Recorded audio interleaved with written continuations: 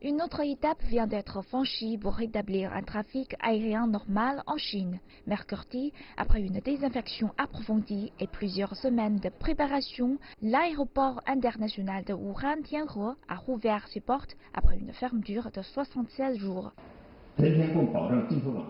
Le 8 avril, l'aéroport de Wuhan-Tianhe a effectué un total de 221 vols, dont 107 transportant 7119 passagers en dehors de Wuhan et 114 vols acheminant 4595 passagers dans la ville. Malgré les mesures strictes de contrôle sanitaire, la CAAC s'efforce également d'améliorer l'efficacité des aéroports.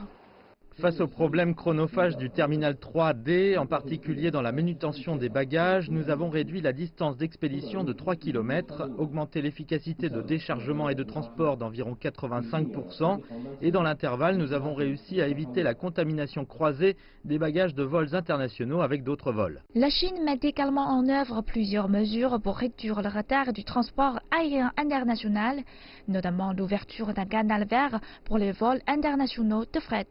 Du 6 au 12 avril, les compagnies aériennes chinoises et étrangères ont prévu d'effectuer un total de 4445 vols internationaux de fret, soit plus de 3000 de plus que le nombre hebdomadaire de vols avant l'épidémie.